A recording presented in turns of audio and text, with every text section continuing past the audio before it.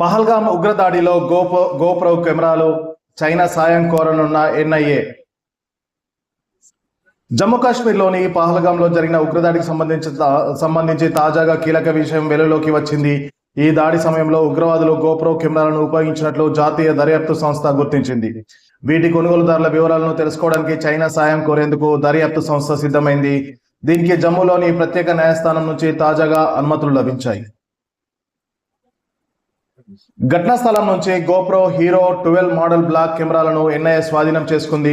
దాడికి ముందు ఉగ్రవాదుల కదలికలు, ప్రణాళికల గురించి తెలుసుకునేందుకు దర్యాప్తులో ఇవి కీలకంగా మారనున్నట్లు అధికారులు భావిస్తున్నారు. గత ఏడాది ఏప్రిల్లో ఈ ఉగ్రదాడి జరిగిన సంగతి తెలిసిందే.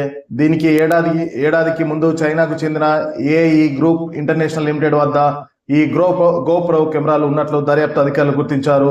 2024 జనవరి 30న చైనాలోని డోంగ్వాన్లో ఇవి యాక్టివేట్ అయినట్లు తెలిపారు.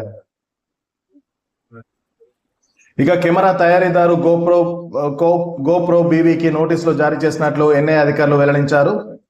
అయితే వీటి లావాదేవీలకు సంబంధించి ఎలాంటి రికార్డులు లేవని తయారీదారులు పేర్కొన్నట్లు తెలిపారు. ఈ క్రమంలో వీటిని ఎవరు కొనుగోలు చేశారు, చివరికి ఎవరు వినియోగించారనే వివరాలు తెలుసుకోవడానికి చైనా సాయం కోరేందుకు ఎన్ఐఏ సిద్ధమైంది. దీనికి సంబంధించి చైనా న్యాయశాఖ అధికారికి లేఖ రాయనుంది ఎన్ఐఏ. దీనికి హోంమంత్రిత్వ శాఖ నుంచి ఇప్పటికే అనుమతులు లభించాయి.